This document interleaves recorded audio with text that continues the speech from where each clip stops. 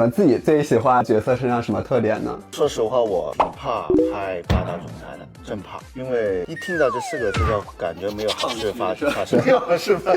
很危险拍这种角色。然后当时候我看剧本，就是头几集的时候，我在想，这个传统的霸道总裁太蠢了，这男生怎么会可能被骂死了？我自己就一直在骂他。但是当第5集、第6集开始，我懂了，我 get 到了，就我觉得这个绝对不是一般的霸道总裁，或者是一个偶像剧爱情。到后面更有惊喜的是，剧本没有写的喜剧效果，是因为陈畅导演还有露丝，他们之前合作过吗？对吧？然后他的喜剧元素大家就已经不用再猜了嘛，自带喜剧的。但是应该很期待伟霆哥的喜剧色彩吧？所以这里面给伟霆哥加入了什么？我被他们带偏了，带到喜剧的部分太好玩了。这个戏应该会承包他这一辈子中所有的表情包。就是我是觉得他演的霸总跟大家想的霸总会不太一样，他会更有可爱的那一面，就是会感觉人物会更加的丰富。我要看是你演的好，那首可爱，我才能可爱嘛。好。就是之前我跟他说过，如果这个戏能拍1年是多爽的一个戏，就是我觉得可以无限延第2季、第3季续上，不是它可以变成80集的一个戏。我不知道你觉不觉得，我跟他很像。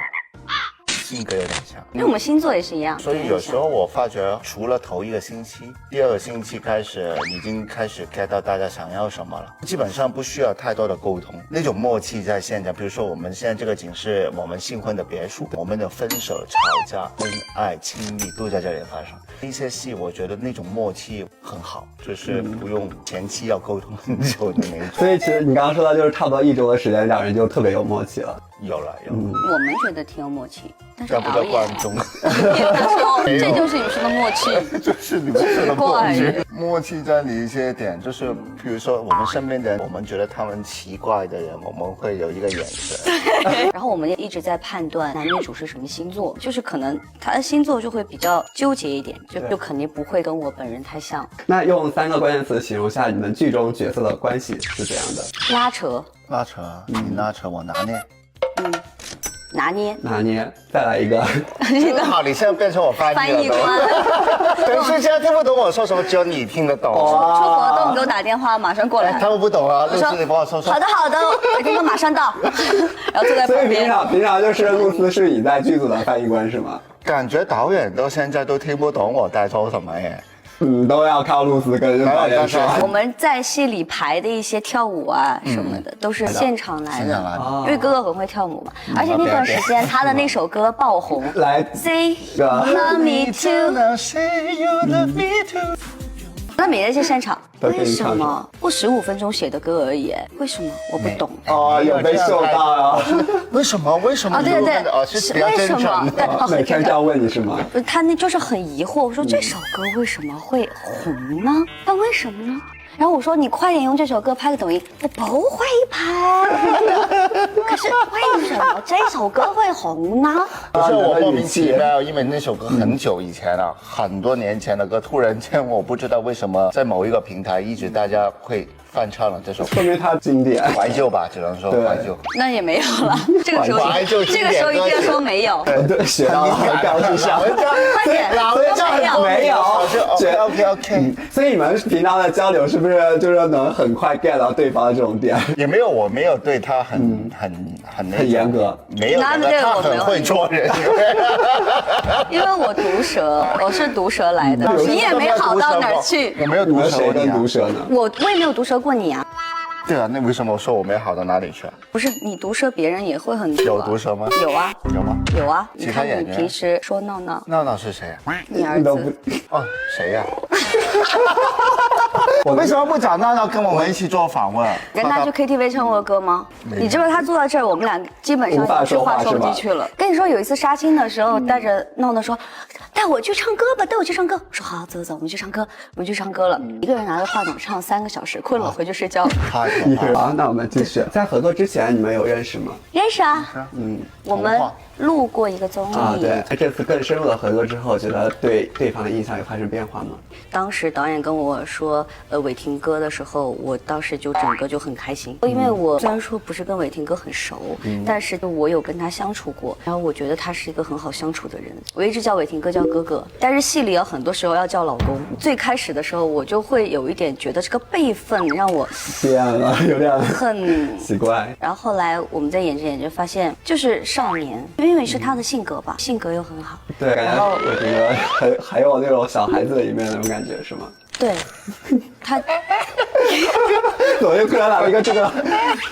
还没发育完，你们继续说。露丝要夸不下去了，已经。对，然后精神方面跟我一样，也不太正常。然后慢慢就因为他的这个很好相处，人也很好，然后慢慢的就觉得拍的挺愉快的。谢谢。客气，早就备好了，放心。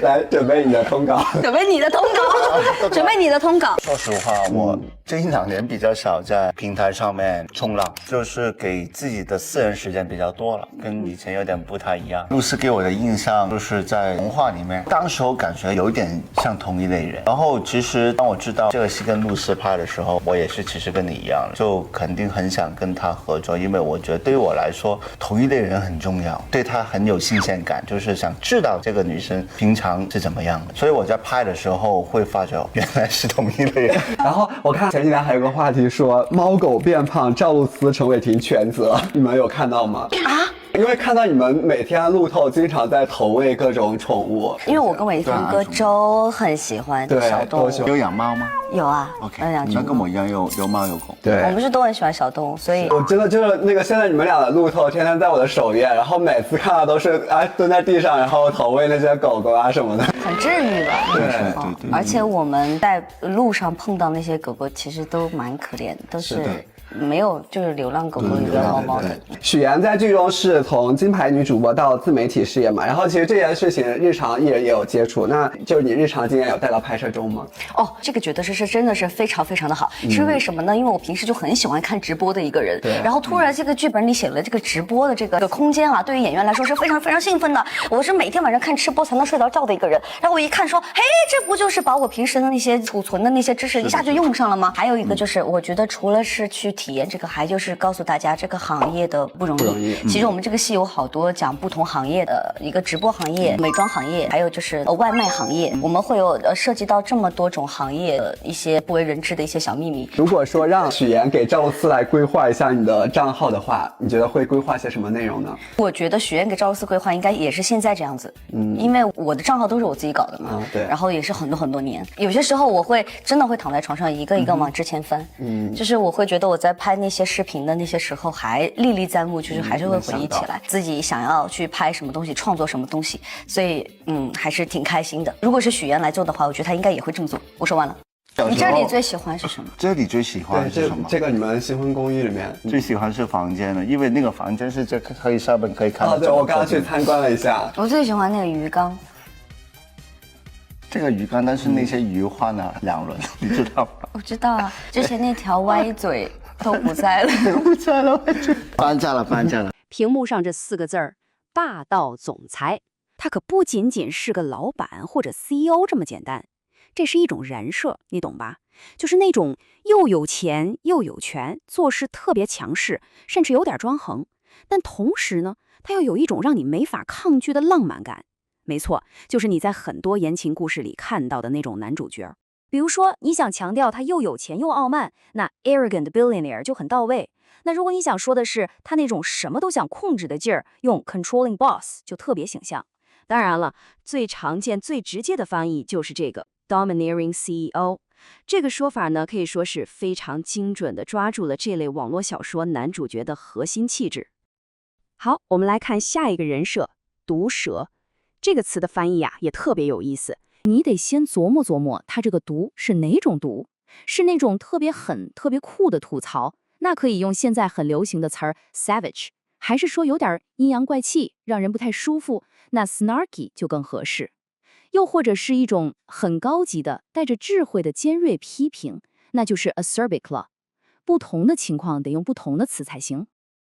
就像这一句 ，Wow, that roast was savage. 哇，这吐槽太狠了。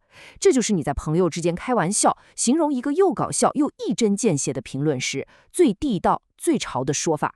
爆红这个词你肯定不陌生，网上天天都能看见。它是因为一个视频或者一个梗儿像病毒一样在网上传播开的吗？那就要用 go viral。还是说某个人的名气像爆炸一样在短时间内迅速膨胀？那用 blow up 就更贴切。我们再来看这个短语，我被某人带偏了。被带偏可以是很大的事儿，比如道德上被引入歧途 led astray， 也可以是件小事儿，比如思路被打断了 threw me off。 每一种情况都有一个更精准的说法。比如说杀青，一部电影拍完了，剧组要庆祝，这个时刻就叫杀青。 It's a wrap， 各位收工。这句话在电影圈里那可是太经典了，它完美的对应了杀青这个词所代表的那种结束感和仪式感。通稿，字面上看这个翻译好像很简单嘛，不就是 press release 新闻稿吗？但是这个词在现在的网络环境里可有了点不一样的味道。没错，现在大家在网上说通稿，很多时候都带着一点点嘲讽，意思就是说这个内容啊是那种千篇一律、没啥新意的公关文，就像从流水线上生产出来的罐头一样。尤其是在聊明星宣传的时候，这个词用的特别多。